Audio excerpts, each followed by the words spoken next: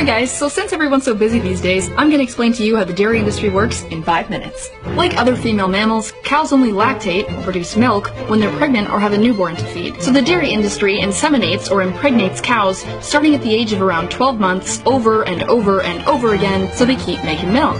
And it's a rather routine process. You see, first the industry jacks off a bunch of bulls, sometimes using a hand or help from an electro-ejaculator, which is basically a giant cow dildo that goes into the anus of the bull until he blows. And that semen is collected and then inserted into the vagina of a female cow with a long tube, usually while she's confined in what the industry calls a rape rack. And sometimes they put their fist right into the anus of the female cow, to loosen the area. To make the process as effective as possible. What are you feeling for in there when you... Oh, it's a bit jumpy. I think I would be if someone did that to me.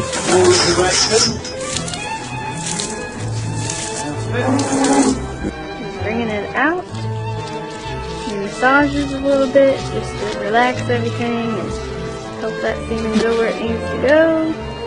You must be responsible for a lot of calves. Yes. And when that baby cow is born, it's pretty much immediately taken away from its mother and locked in a crate. Because if it stayed around mom, it would drink her milk. And that shit's for us.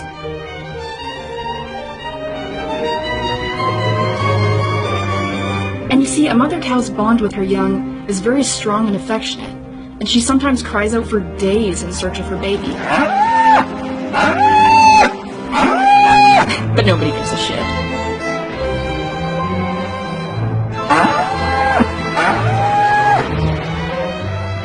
If the baby's a male, his throat is slit and he's sold for veal. And if it's a girl, she's raised to be a milk machine like mom. So dairy cows are continuously, repeatedly kept pregnant their whole lives to keep them lactating. This leads to premature aging, exhaustion, and mastitis, a painful yet common condition in dairy cows, which is inflammation and sometimes infection of the udder.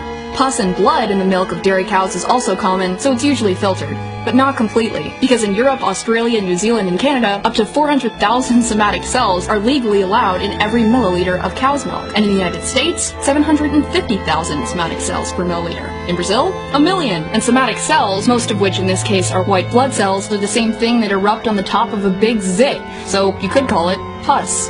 The more bacteria, inflammation, and infection, the higher the somatic cell count.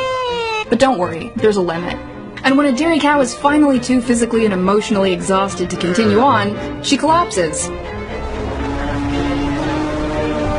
These cows are called downers, and they are dragged out by whatever means to be killed and sold for beef.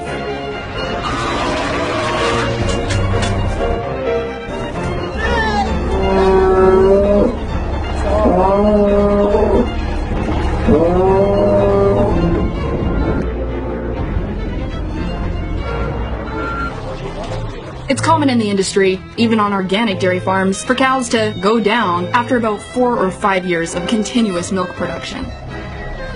But peak milk production declines around 4 to 5 years anyways, so if the dairy cows are still standing, they're going to be killed for hamburgers and beef regardless. You see, the dairy industry is the meat industry. Almost every single dairy cow that you will ever buy milk that came from ends up being killed for meat. So if you're vegetarian, you might want to think about this, because at least when you're being raised for meat, you're just raised for meat and killed. But when you're a dairy cow, you are sexually exploited and emotionally and physically exhausted until you can't take it anymore, and then you're killed for meat. Sounds worse to me. And the natural lifespan of a cow that hasn't been completely exploited? 20 to 25 years, y'all. And as far as the calcium and protein thing goes, study after study after study has shown that those consuming the highest quantities of dairy actually have the highest cases of bone fracture and osteoporosis. And there are dozens of amazing plant-based sources of calcium and protein, so you really don't need to suck the tits of a cow.